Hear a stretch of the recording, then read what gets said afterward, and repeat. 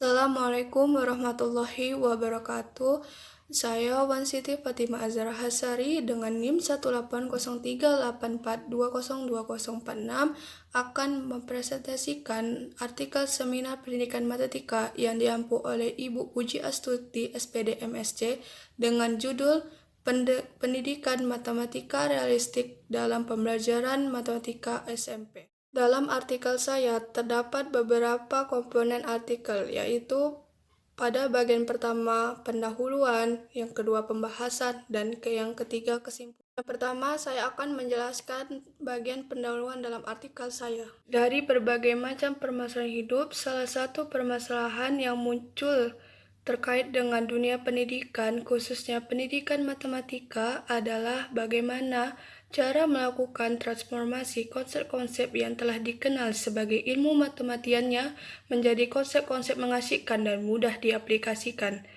Setiap kehidupan kita sehari-hari tidak terlepas dari kegiatan matematika, sehingga setiap orang perlu memahami secara mendalam matematika. Oleh karena itu, dalam pendidikan, mulai dari pendidikan rendah hingga pendidikan tinggi, matematika merupakan salah satu mata pelajaran pokok yang diajarkan.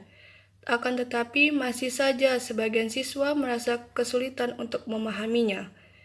Pendekatan pembelajaran merupakan bagian penting yang dapat membantu siswa untuk mengatasi kesulitan dalam memahami matematika. Menurut William, hasil-hasil belajar diterima oleh murid apabila memberi kepuasan pada kebutuhannya dan berguna serta bermakna baginya. Ausubel mengatakan bahwa belajar bermakna yaitu siswa dapat menghubungkan atau mengkaitkan transformasi yang diterima dengan pengetahuan yang telah dimilikinya. Berdasarkan hal tersebut, pendekatan pembelajaran yang dapat membantu siswa dalam memperoleh pembelajaran yang bermakna adalah dengan menerapkan model pendekatan PMRI atau Pendekatan Matematika Realistik Indonesia.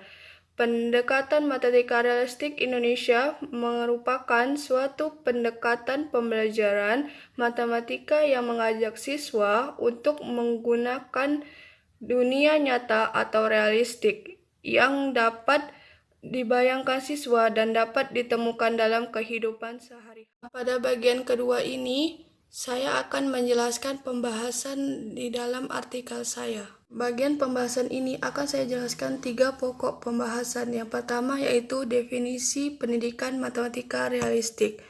Menurut Zainuri, matematika realistik adalah matematika sekolah yang dilaksanakan dengan menempatkan realitas dari pengalaman siswa sebagai titik awal pembelajaran.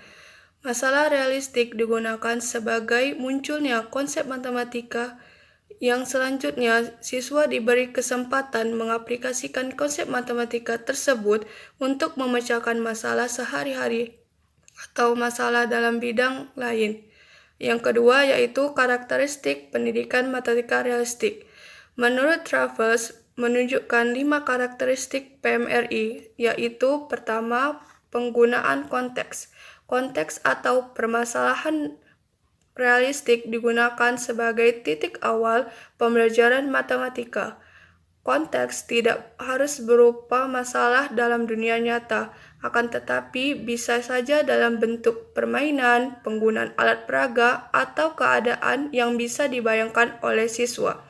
Melalui penggunaan konteks, siswa diberikan secara aktif untuk melakukan kegiatan eksplorasi permasalahan. Hasil eksplorasi tersebut bertujuan untuk mengembangkan berbagai strategi penyelesaian masalah yang bisa digunakan dan untuk mengembangkan motivasi dan ketertarikan siswa. Yang kedua, penggunaan model untuk matematisasi progresif. Model digunakan untuk melakukan matematisasi secara progresif. Model ini digunakan sebagai jembatan dari pengetahuan dan matematika tingkat konkret menuju matematika secara formal. Kata model ini tidak merujuk pada alat peraga, akan tetapi merupakan suatu alat vertikal dalam matematika yang tidak bisa dilepas dari proses matematika, yaitu matematika horizontal dan matematika vertikal. Karena model ini merupakan tahapan proses transisi level informal menuju level matematika formal. Nah, yang ketiga, pemanfaatan hasil konstruksi siswa.